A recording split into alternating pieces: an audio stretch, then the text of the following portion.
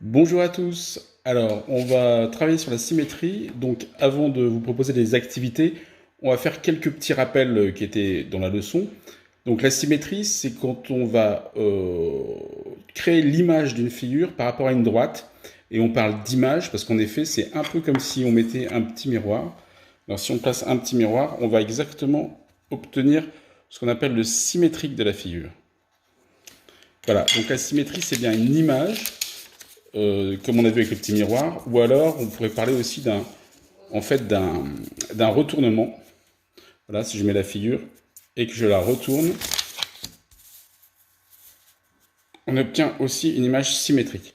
Bon, alors bien sûr, il faut aussi, pour que ce soit une symétrie, que les deux figures soient exactement à la même distance.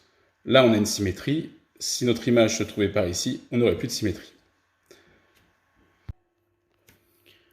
Donc la symétrie, on a vu que c'était l'image ou le retournement d'une image. Donc on a vu avec le petit miroir en retournant. Mais alors c'est surtout pas ce qu'on appelle une translation, c'est-à-dire un déplacement. Voilà. Là, si vous faites ça dans des travaux sur la symétrie, ce n'est pas une symétrie, c'est juste un simple déplacement. On verra aussi qu'on peut chercher des axes de symétrie à l'intérieur des figures.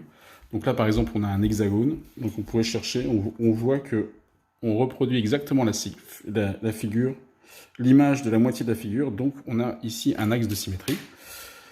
On voit que quand on place le miroir ici, on a aussi un axe de symétrie. Donc on cherchera comme ça dans les figures des axes de symétrie. Pour l'exemple d'un rectangle aussi, si on place, on voit qu'on a ici un axe de symétrie. Voilà. Qu'on en a un autre ici. Voilà. On pourrait s'intéresser à la diagonale aussi. Est-ce que la diagonale du rectangle est un axe de symétrie? Bon, bah clairement non. La diagonale du rectangle n'est pas un axe de symétrie.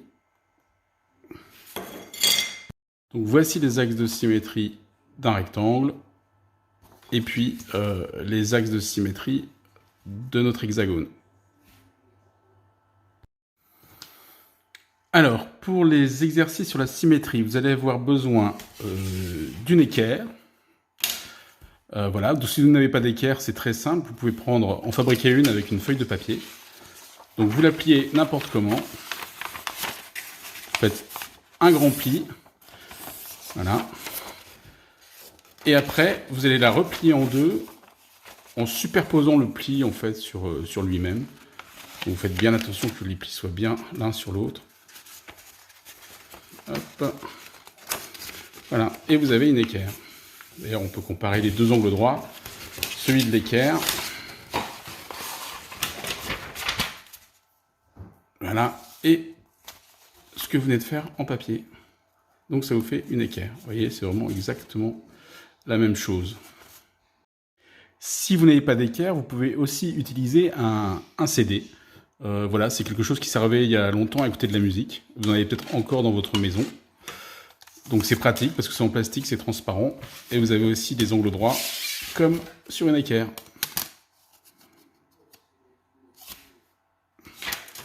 Ensuite, vous aurez besoin d'un compas. Donc si vous n'avez pas de compas, là on va utiliser le compas pas pour tracer des cercles mais pour reporter des distances. Donc si vous n'avez pas de compas, vous pouvez très bien découper une bande de papier, ça fera l'affaire pour reporter des distances. Voilà, en prenant évidemment le bord qui est bien. Et on verra comment on peut reporter des distances avec ça.